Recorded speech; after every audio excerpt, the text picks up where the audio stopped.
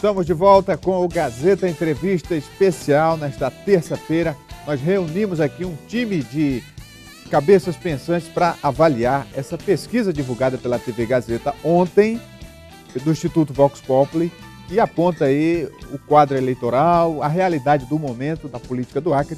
Deixa eu apresentar para vocês aqui conosco, aqui à minha direita, o jornalista Luiz Carlos Moreira Jorge, analista político, um dos colunistas mais lidos do estado do Acre. Aqui conosco também o professor Nilson Euclides, professor doutor da Universidade Federal do Acre, cientista político, e o Itan Arruda, jornalista, editor do site agazeta.net, e o reserva de luxo aqui do Gazeta Entrevista, né? Quando eu não estou, ele que apresenta. E a gente vai apresentar aqui a pesquisa, os números e fazer uma conversa. Eu não quero nem ser entrevistador hoje, viu? Vou deixar o entrevistador de lado. Vamos fazer um bate-papo aqui. E deixa eu só passar umas informações aqui da pesquisa. Olha, a coleta foi feita no dia 23 de julho de 2017, com a população eleitora do Acre com 16 anos ou mais. 600 entrevistas em 18 municípios, quer dizer, uma pesquisa bastante ampla, e a gente vai, a partir de agora, analisar esses números, lembrando que o percentual, margem de erro, é de 4 pontos. Boa noite, gente, sejam bem-vindos aqui ao Gazeta Entrevista. Agora é boa tarde, né, Rogério? Ah, pois é, o meu reserva de luxo tá já está me lembrando aqui que o horário do programa mudou. Pois então, boa tarde. Boa tarde. Boa tarde. E aí, o que é que vocês acharam, a grosso modo, para a gente começar, dos números? Vamos começar com a espontânea para governador, né? Tem aí, espontânea? Ô Laércio, o cartão da espontânea para governador. Espontânea aponta 12%, né, para o Gladson. Isso, Gladson Cameli com 12%, Marcos Alexandre com 9%, aí vem Tião Viana com 3%, Jorge Viana 2%, outros 4%. É claro que o eleitor vai votar estimulado, né? Porque lá na urna tem os nomes. Mas para começar, o que é que vocês acham desse parâmetro? Professor. Eu acho que é o seguinte, toda pesquisa que é divulgada, a primeira coisa que a gente tem que lembrar é quem é que vai ficar mais feliz em saber dos números. Então nós temos aí uma eleição que caminha, isso já é uma coisa que a gente, de certa forma, já previa, uma eleição que vai ser polarizada entre governo e oposição. E nesse momento eu acho que com a divulgação desses números, que não fogem muito de pesquisas que foram feitas em março, se eu não me engano, eu acho que quem deve estar mais feliz é, obviamente, o atual prefeito da capital, Marcos Alexandre, que se apresenta com o seu nome consolidado para uma disputa, será uma disputa difícil, obviamente, tanto para ele como para o Gladson, caso, obviamente, ele seja o candidato da Frente Popular, né? Eu acredito que vai ser uma eleição dura para ambos, mas, neste momento, eu acho que o gabinete do prefeito Marcos Alexandre deve estar comemorando e muito os números que foram apresentados pela pesquisa. Pois é, a pesquisa espontânea é aquele candidato que está mais presente na memória eleitoral. Na memória eleitoral. Pois é, o Gladson tem 12, o Marcos Alexandre tem 9. Quer dizer, ambos estão aí tecnicamente empatados, né? Sim. Agora a gente tem que deixar muito claro que a pesquisa é um retrato de momento. Ninguém sabe como é que vai se comportar essa campanha ainda. Nós não sabemos ainda qual é a regra do jogo eleitoral, se vai mudar, se não vai mudar. Agora, esse número é bom para o Marcos, né? Porque ele não percorreu os municípios do interior. Foram quantos municípios? 18 municípios. Quer dizer, para ele que vive socado aqui na capital, é um número bom. E outra coisa muito também, embora esteja aparecendo um empate técnico. Daqui a pouco a gente vai para a estimulada, onde dá empate, né? Luiz, outro detalhe que a espontânea acaba expondo é que essa estratégia do governador Tião Viana de colocar os meninos para brigar, para se esbofetear, como eu brinco, né? Fica aí Nazaré Araújo, Daniel Zen e Emilson Farias simulando aí essa pré-candidatura, isso a espontânea já colocou uma pá de cal, né? Colocou. Colocou. Nenhum foi citado. Nenhum foi citado, né? Nenhum foi citado. Dizer, Mas era esperado, né, professor? Já está no inconsciente do candidato, é o Marcos Alexandre. Mas eu só estou querendo dizer que os números aqui agora colocaram uma pá de cal em cima dessa Acabou situação. isso. Eu acho que acabou, eu acho que não tem mais A piada durou pouco, né? Porque só podia ser piada. Ninguém em sã consciência, ninguém que entende a política e analisa a política de forma clara, objetiva, digamos assim, fria, vai levar a sério 3, 4 candidaturas na Frente Popular. A Frente Popular tem pouca margem de erro para essas eleições, ela não vai arriscar. E ela tem que ser pragmática. E o pragmatismo, a pesquisa aponta essa tendência de momento, que o pragmatismo tem nome. Agora, saindo um pouco da pesquisa, essa disputa aí desses 4 nomes vai acabar favorecendo esses nomes para outras candidaturas. Não tenho dúvida. Não tenho dúvida também. Não tenho dúvida. Favoreceu o Daniel Zen, né, que deve sair bem desse debate para sempre uma reeleição, né? Emilson Farias, deputado federal, talvez. Federal, talvez, né? E a Nazaré? E a Nazaré, aí é incógnita, né? Ela disse que não quer ser vice, né? E não existe nenhum movimento para ela ser candidata a deputada federal ou estadual, pelo menos não se tem visto, né? Eu não sei como é que ela vai se colocar. Agora vamos para a espontânea para governador, que aí é... Espontânea não, a estimulada, né? Estimulada, né? Estimulada para governador, que aí é o que a gente tem, assim, a leitura mais ampla. Aí aparece o Gladson Cameli com 46% e o Marcos Alexandre com 46%. Isso cômputo geral, capital e interior. Empate técnico, né? E eu esperava que o Gladson viesse com muitos pontos na frente do Marcos. Por quê? O Marcos se restringe aqui à capital e ele está rodando o interior todo, até como deputado federal, né? E o Marcos não. Aqui, quando aparece isso aí, eu acho que não é bom para o Gladson. Aliás, não é boa para o Gladson essa pesquisa. Retrata exatamente, eu acho que a pesquisa foi muito feliz, porque retrata como que está esse cenário político atual no Acre. Mais ou menos o que a gente sente nas ruas. Nas ruas, né? Exatamente. E outra coisa, nas 2 últimas décadas, talvez é uma eleição que aparece em 2 candidatos, né? Vamos dizer, pau a pau, né? Bem competitivo. Bem competitivo. Agora, né? se a gente olha para o interior, olha só, o Gladson Cameli tem 36% de intenção de votos na capital e no interior tem 54%.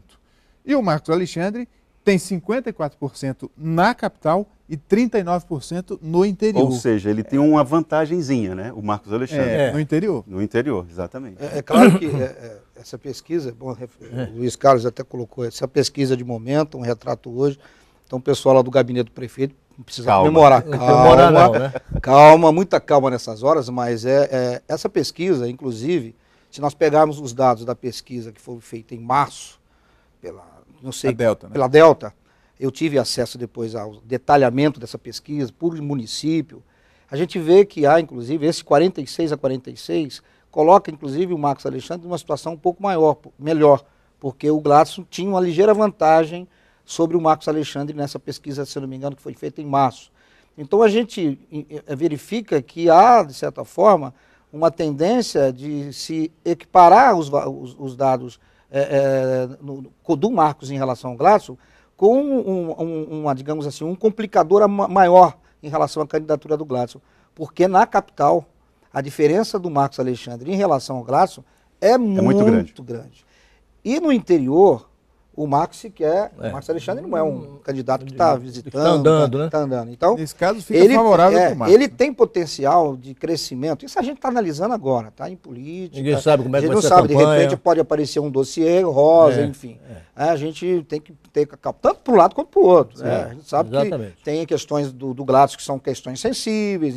Nós estamos vivendo num momento no país de judicialização da política, no sentido mais amplo. Então a gente pensa que de repente pode aparecer alguma novidade, nós temos ainda 1 ano e pouco para a eleição, mas neste momento o quadro que nós podemos, digamos assim, colocar para 2018, caso as candidaturas sejam essas aí, é que será uma eleição polarizada com o Marcos Alexandre consolidando a sua liderança na capital, dificilmente, a não ser que aconteça uma tragédia, mas ele vai ter 1 ano, inclusive, para ampliar as suas ações, então nós vamos ter aí um prefeito que consolida a sua liderança na capital, que 50% do eleitorado do Acre está na capital. Então ele tem uma candidatura consolidada e com tendência de crescimento. Mas e a desconstrução disso, né? Porque isso vai estimular a guerra dos 2 lados.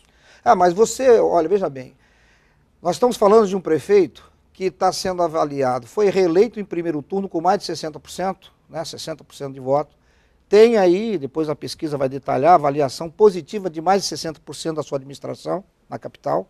E tem todo o interior para caminhar numa campanha bem estruturada. É claro que isso não significa que ele vai ser eleito, né? Mais uma vez, calma.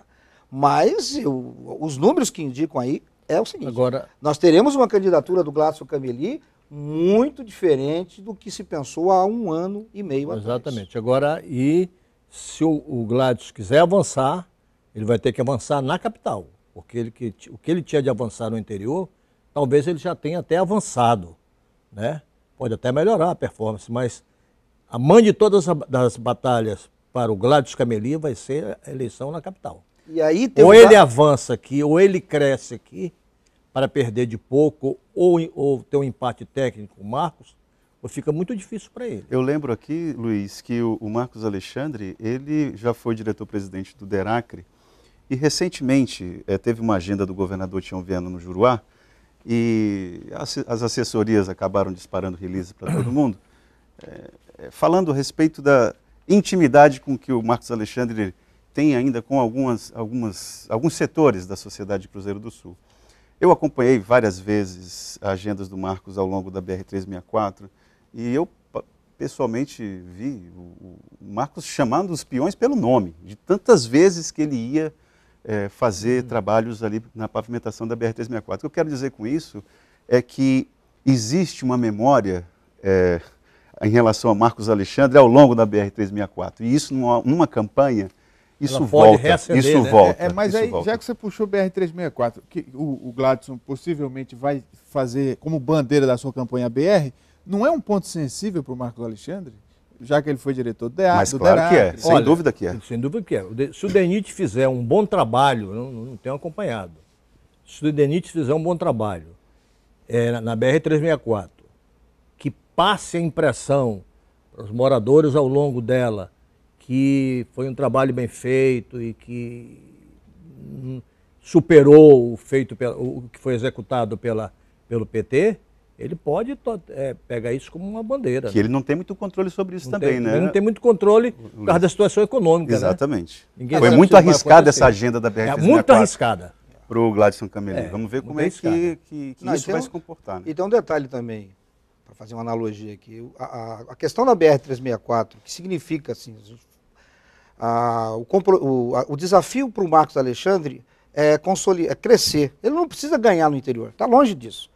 Os números que ele tem na capital já são suficientes para ele, no mínimo, um segundo turno. Quer dizer, não tem segundo turno, porque nós vamos ter aí uma eleição polarizada. Nós vamos ter o seguinte, ele tem uma planície, né, eu vejo assim, estrategicamente falando, o Marcos Alexandre tem uma planície a ser conquistada e o Gladson Cameli uma colina, que é exatamente onde o Marcos Alexandre está, que é a capital. Então a colina do Marcos Alexandre o protege. Essa relação do eleitor, por exemplo, com a questão da BR-364, claro que pode, de repente, uma execução exitosa do DENIT, comprometer alguma coisa, mas vejam bem, a avaliação que ele tem na capital é muito positiva. E o eleitor da capital que está apostando na administração do Marcos Alexandre, enquanto futuro governador, dificilmente, a não ser que seja um escândalo, alguma coisa muito grave, vai prejudicar esse desempenho que ele tem na capital. E ele pode ganhar aí, se o Marcos Alexandre conseguir avançar 5 pontos no interior, 6 pontos, ele consolida a candidatura. A eleição majoritária... Ela por empatia. Por empatia, de falar isso agora. Empatia, por exemplo, o Petecão. Quem que diria que o Petecão ia ganhar? Esse componente da empatia, ele não está aí dentro da pesquisa ainda. Ele vai vir ao longo da campanha.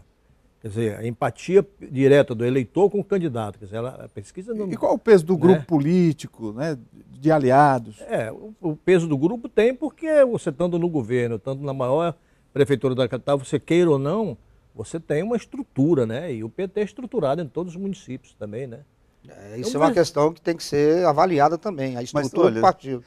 Tem eleitor de todo tipo, né? Porque tem pessoas... A surpresa. Tem pessoas que, por mais que você relacione os avanços das políticas públicas no Acre atualmente, ou dos últimos anos, a pessoa fica olhando para você e tal. Não, mas eu não vou votar. Mas você está falando isso por quê? Não, vou votar no PMDB. Eu vou votar em tal fulano. Então, quer dizer, ela reconhece, mas o voto... Não voto no PT. Não. Então, esse lance da empatia, ele é muito mais forte, respondendo a tua pergunta, do que o respeito à lógica política. E nunca dá uma terceira via aqui. Por que, na opinião de vocês? Aqui está polarizada a pesquisa, quer dizer, não tem espaço para isso aqui. Acho que nunca teve, né, professor? Não me lembro de ter tido. Não, eu acho que a nossa política não é tão qualificada a esse ponto de permitir, né, uma terceira via. Aqui o é preto, o é branco, o cinza não tem muita vez, não. Não, até porque eu acho que do ponto de vista, como nós estamos falando do um Estado economicamente controlado por verbas de Brasília, então o partido que governa, há uma tendência, obviamente, de manter cargos, enfim, ter uma eleição bem financeiramente mais exitosa. E os partidos também, no Acre, eles são muito desorganizados, né? O PMDB, que é um partido que tem... Digamos, nesse aspecto, o PMDB e o PT que se destacam, né? Então, mas mesmo assim, o PMDB, se você pegar os últimos 30 anos do PMDB, o PMDB nunca fez uma política interna de partido para produzir novas lideranças, renovação dos seus quadros, sempre aposta em líderes, né? Em nomes que estão na política do Acre. E se você pegar a votação do próprio Flaviano, que foi um grande nome, né, governou a capital, foi governador, senador. Foi muito fraca, né? Você pegar a última, em relação ao que ele teve na outra eleição, há uma descendência. Descendência. Então você tem uma dificuldade muito grande de você ter partidos organizados em todos. Nem na capital você tem. E reforçando o que você está falando, quando você fala em PMDB, você lembra logo só do Flaviano e do Wagner. Praticamente. Os dois, Juruá e aqui em Rio Branco. Rio Branco. Lembrando que isso não é um fenômeno exclusivamente acreano, né? Mas nós aqui, como nós estamos falando da terra que pisamos, é isso mesmo. Gente, talvez só para completar essa questão que eu acho importante, tocar nesse assunto, o partido que vinha nos últimos 12 anos apresentando um potencial de crescimento, que era o PSDB, ele simplesmente... Aqui no Acre ele está, né? Pelo menos no novo... Voou para trás, pois né? Aqui no Acre, o Márcio, veja bem, o Márcio foi para o segundo turno. A última eleição com o Tião Viana, coisa que não acontecia há 20 anos, 18 anos. Mas você, nos últimos 2 anos para cá, o PSDB simplesmente se desintegrou. Quer dizer, perdeu todo o seu potencial. A ponto de ter um episódio constrangedor para o presidente do partido no Estado. E agora a saída do Henrique Afonso. A saída do Henrique Afonso para... Eu vou citar um exemplo aqui. Eu, conversando com o Major Rocha, que é o presidente do PSDB, ele me diz o seguinte, olha, a Toinha Vieira, ela vai apoiar o candidato do PT, mas vai ficar no PSDB para apoiar minha candidatura ao Senado. Aí não dá para entender. Pronto, aí dá para... Acho que essa constatação é o que... Não, que é o do PSDB. Para a gente fechar aqui os números com relação à disputa do governo. A oposição ainda não se definiu com relação aos nomes. A Frente Popular já está praticamente fechada a chapa. Isso acaba sendo uma desvantagem, na opinião de vocês? Quer dizer, essa confusão que ainda reina na oposição atrasa um pouco o processo de convencer o eleitor, né? Eles não estão conseguindo se entender nem para o Senado, né? 4 candidatos ao Senado. Pois né? O Senado ainda está em aberto. Todos eles, né, dizendo que... Quer dizer, a questão de vice, como é que vai ser essa questão de vice? Essa briga louca que existe aí dos partidos. Não, eu não indico o Senado, mas eu indico o vice, quer dizer. E vice não é isso. Vice tem que ser a pessoa que aglutine, que possa somar alguma coisa, né? Que tenha uma certa representatividade e que tenha até mais idade do que, opinião minha, mais idade do que o Gladson. Não pode ser uma chapa de 2 pessoas da mesma idade. Especialmente ele que é jovem, Ele né? que é muito jovem, quer dizer, teria que ter uma pessoa experiente que passou pelo serviço público. Eu entendo mais ou menos assim. E a discussão a respeito da composição do vice no Gladson Camelim, no grupo do Gladson, não está posta. Não está posta. Não está posta e o que a gente percebe, eu não sei se é a mesma impressão que os colegas têm, mas eu vejo uma falta de liderança por parte do Gladson em conduzir o processo.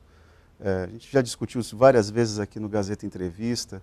Claro que todas as lideranças, quem senta aqui da oposição... Não chamou o processo para si, não chama para si. A impressão que me dá é que o Gladson Camelim, por enquanto, está sozinho. Coisa que na Frente Popular os caciques fazem muito bem, né? Compram muito bem. Briga mesmo, tratoram quem se coloca na frente. É impressionante. Eu estou aqui no Acre, acompanho eleições, acho que desde 98, enquanto observador, depois como professor, como pesquisador, enfim. É impressionante a falta de inteligência que a oposição acreana tem. Chega a ser uma coisa, parece que esquizofrênica, não sei o que acontece. Porque toda eleição é a mesma história, eles não conseguem.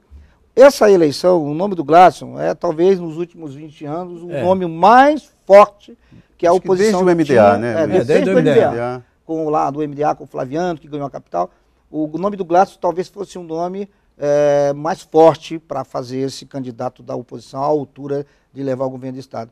Mas nem nesse momento em que a oposição tem um nome que é forte, eles conseguem conversar, eles conseguem... Aí vem com candidatura alternativa, né? Parece que o Gladson Cameli, isso que você tocou, então, é extremamente interessante. Ele tinha que chegar aqui e dar entrevista, né, e trazer a responsabilidade para eles, olha, eu quero governar o Acre. Eu tenho um projeto para o povo acreano. Eu tenho um projeto alternativo de poder. Professor... E chamar essa responsabilidade, mas ele parece um candidato alternativo que está aí tentando aglutinar forças políticas. Dentro da oposição, por exemplo, o Tião Bocalon, com uma candidatura alternativa, eu digo, mas por que isso? Ele diz, porque a Lava Jato pode pegar o Gladys, quer dizer, por ilação. Por ilação, que vocês ficam brigando por ilação dentro da oposição. Deixa eu fazer um intervalo aqui, gente. Daqui a pouco a gente volta com os números de candidaturas para senador. Opa! Já, depois do intervalo, a gente segue com a nossa análise aqui sobre essa pesquisa divulgada ontem e hoje pela TV Gazeta do Instituto Vox Populi. Você que quer saber mais, fique ligado.